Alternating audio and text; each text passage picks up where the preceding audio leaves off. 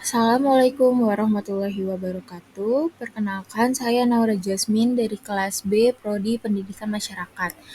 Di sini saya akan menjelaskan materi tentang manajemen penggunaan energi listrik dan peralatan listrik rumah tangga.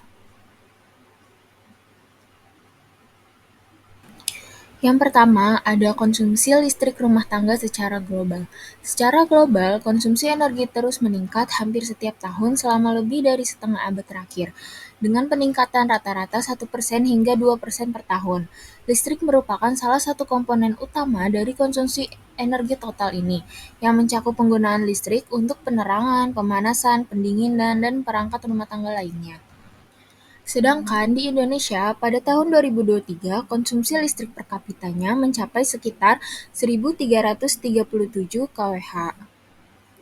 Pemerintah Indonesia memiliki target untuk meningkatkan konsumsi listrik per kapita menjadi 1.408 kWh pada tahun 2024 sesuai dengan Rencana Strategis Kementerian Energi dan Sumber Daya Mineral atau Renstra 2020 sampai 2024. Terdapat 5 pendorong utama konsumsi listrik rumah tangga. Yang pertama, ada ukuran dan tipe rumah. Rumah yang lebih besar biasanya memakai lebih banyak listrik karena memiliki lebih banyak area yang perlu diterangi, dipanaskan, atau didinginkan. Jenis rumah juga mempengaruhi penggunaan listrik. Misalnya, rumah terpisah biasanya memiliki lebih banyak perangkat listrik dan membutuhkan pemanasan atau pendinginan yang lebih banyak dibandingkan dengan apartemen. Yang kedua, ada peralatan rumah tangga. Jumlah dan efisiensi perangkat listrik di rumah sangat mempengaruhi penggunaan listrik. Rumah dengan lebih banyak perangkat atau peralatan yang kurang efisien biasanya menggunakan lebih banyak listrik. Penggunaan perangkat seperti AC, pemanas air, dan peralatan dapur besar dapat secara signifikan meningkatkan konsumsi listrik. Yang ketiga, ada cuaca dan iklim. Iklim dan cuaca sangat mempengaruhi penggunaan listrik di rumah. Di daerah yang panas, penggunaan AC untuk pendinginan akan meningkatkan konsumsi listrik. Sebaliknya, di daerah yang dingin, pemanasan rumah menggunakan listrik akan meningkatkan penggunaan listrik selama musim dingin. Yang keempat, ada harga dan kebijakan tarif listrik.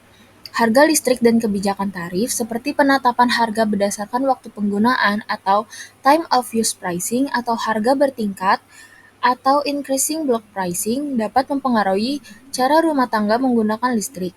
Kebijakan ini dapat mendorong rumah tangga untuk lebih efisien dalam menggunakan listrik atau menggeser penggunaan listrik ke waktu-waktu di luar jam sibuk. Dan yang terakhir, ada pendapatan dan tingkat kekayaan. Rumah tangga dengan pendapatan lebih tinggi cenderung memiliki lebih banyak perangkat listrik dan mampu menggunakan lebih banyak listrik. Hal ini menyebabkan perbedaan yang signifikan dalam konsumsi listrik antara rumah tangga dengan tingkat pendapatan yang berbeda. Selanjutnya, ada dampak utama yang terkait dengan konsumsi listrik yang tinggi di rumah tangga. Yang pertama, ada emisi gas rumah kaca. Konsumsi listrik yang tinggi berhubungan langsung dengan peningkatan emisi gas rumah kaca, terutama jika listrik dihasilkan dari pembangkit listrik berbahan bakar fosil seperti batu bara, minyak, atau gas alam. Yang kedua, ada polusi udara. Pembangkit listrik berbahan bakar fosil tidak hanya menghasilkan CO2, tetapi juga polusi udara lainnya, seperti sulfur dioksida, nitrogen oksida, dan partikel-partikel halus. Polusi ini dapat menyebabkan masalah kesehatan pernapasan pada manusia dan hewan, serta berkontribusi pada pembentukan hujan asam yang dapat merusak ekosistem air tawar dan tanah. Yang ketiga, ada degradasi lingkungan. Proses penambangan dan ekstraksi bahan bakar fosil untuk membangkit listrik dapat menyebabkan kerusakan lingkungan yang signifikan. Hal ini mencakup deforestasi, kerusakan habitat, dan pencemaran air akibat pembuangan limbah tambang. Ekosistem lokal seringkali terganggu atau hancur akibat kegiatan penambangan dan ekstraksi ini. Yang keempat, ada deplesi sumber daya alam. Ketergantungan pada bahan bakar fosil untuk pembangkit listrik mengakibatkan berkurangnya sumber daya alam yang tidak bisa diperbarui. Jika kita terus menggunakan bahan bakar fosil, cadangannya akan habis dan biaya untuk menambangnya akan meningkat di masa depan yang bisa mengganggu stabilitas ekonomi.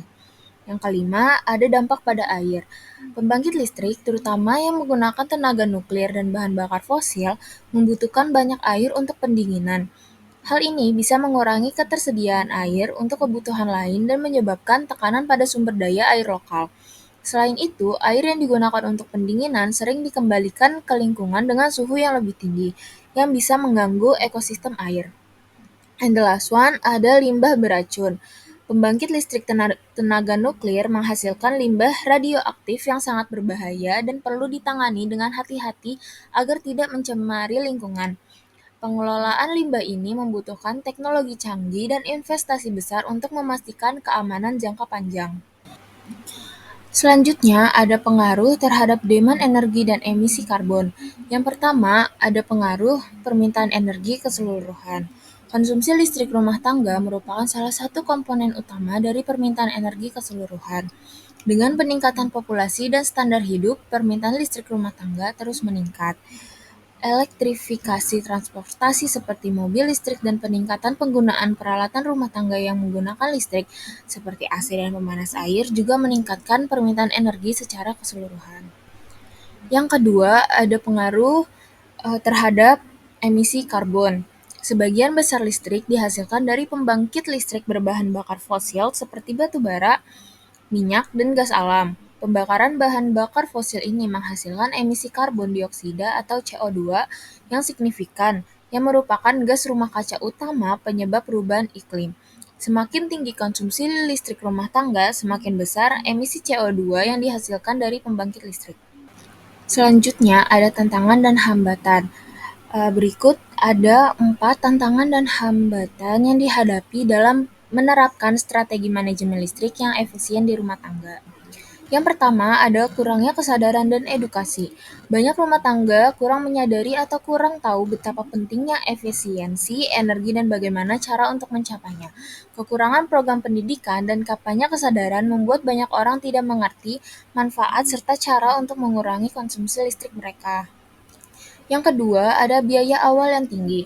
Penerapan teknologi hemat energi seperti peralatan dengan sertifikasi Energi Star, panel surya, dan sistem HVAC yang efisien seringkali membutuhkan investasi awal yang besar.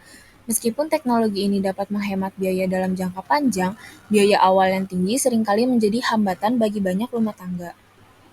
Yang ketiga, ada hambatan teknis. Penggunaan teknologi canggih seperti sistem manajemen sisi permintaan atau DSM dan perangkat pemantauan energi membutuhkan pengetahuan teknis untuk instalasi dan pemeliharaannya. Banyak rumah tangga mungkin tidak memiliki keterampilan atau dukungan teknis yang diperlukan untuk menggunakan teknologi ini dengan efektif. Dan yang terakhir, ada ketidakstabilan harga energi. Harga energi yang naik turun dapat mempengaruhi keputusan rumah tangga dalam menginvestasikan teknologi hemat energi. Ketidakpastian ini membuat rumah tangga ragu untuk berkomitmen pada solusi jangka panjang karena manfaat ekonominya mungkin tidak dapat dirasakan dalam waktu singkat. Selanjutnya, ada solusi. Yang pertama, meningkatkan edukasi dan kesadaran tentang manfaat efisiensi energi melalui kampanye publik dan program pendidikan. Yang kedua, menyediakan insentif finansial seperti subsidi, kredit pajak, dan rabat untuk mendorong rumah tangga berinvestasi dalam teknologi hemat energi.